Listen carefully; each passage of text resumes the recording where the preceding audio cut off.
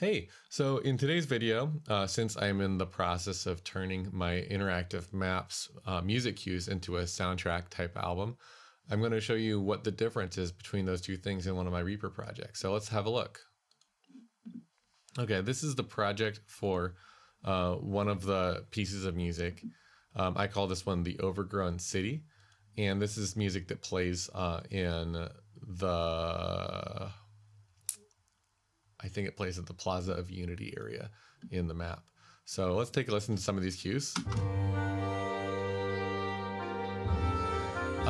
And I primarily want to look at how they end. So I'm going to fast forward here.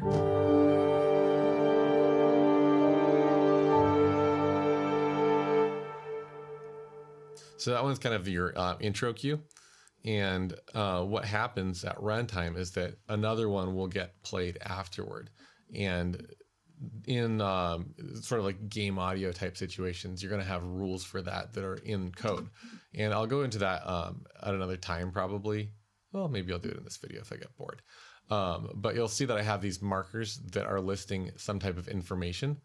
And if I look at my render, you'll notice I'm checking over here to make sure that I'm not covering it with my face. You'll notice that the file name is this mess of dollar signs, and I mean it looks like I'm making a, maybe I'm a rapper. What do rappers do when they want their file name to have dollar signs in it? I just thought about that because Reaper uses dollar sign as the wildcard.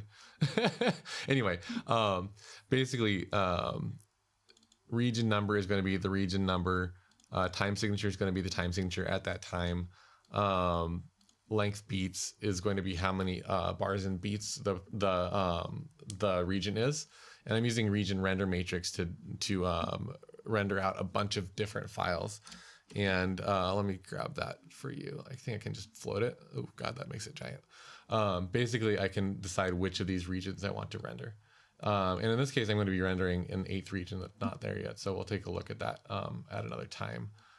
And I'm going to close that out. So each of these cues just sort of ends. And the idea is that some of them will have a pre-roll.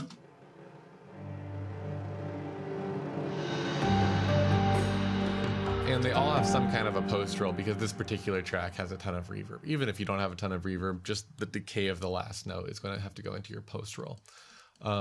So over here, I've got my soundtrack album version that I'm working on. And you'll notice that there aren't any separations in it. So let's hear what the maybe this region 4 and 5 sound like. And then I'm going to play them back to back in the soundtrack album version so you can hear that.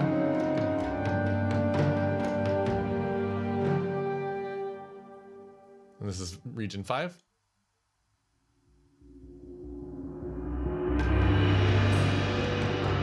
So there's sort of a gong swell into that piano melody. And it looks like that happens right here. So let's listen to that all together.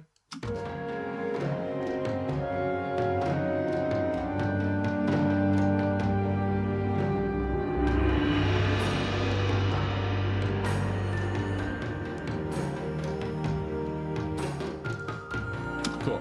So that sounds nice. And basically, you can do this a lot of different ways. I will probably do some of the tracks with the actual rendered audio files. And in this one, I'm doing it with the MIDI because it's going to be easy. This is one of the few, well, I guess it has some audio. This song has less audio than almost any of the other tracks. I didn't record any of the instruments except for the gong and the cymbals. With microphones. The rest of it's all samplers. Anyway, this is the soundtrack album version here.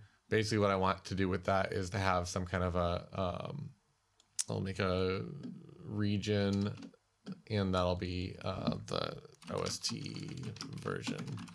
And now I spelled that wrong, didn't I?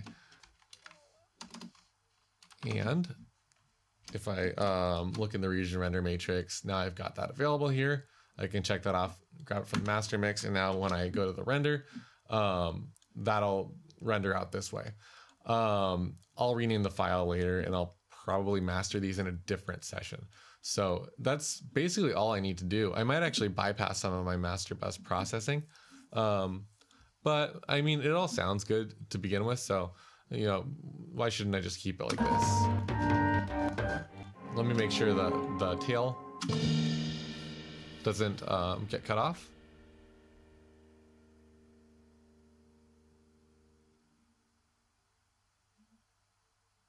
That's great.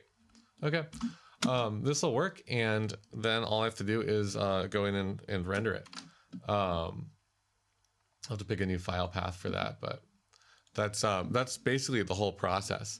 And it's really simple once you did all the primary work and if you organized everything. But if you didn't organize it, then you have to sort of do that. And it looks like less work than it actually is here because I did a bunch of the heavy lifting at some point in the past when I made all of those mistakes that you inevitably make when you're in your creative workflow, and then realize you have to get into your sort of pragmatic, like, what do I do with this later workflow? I will continue making videos about this. And I am curious to see what kind of stuff people have questions about. So if you have any specific questions, let me know in the comments, and I will go into as much detail as even one person wants. So until next time.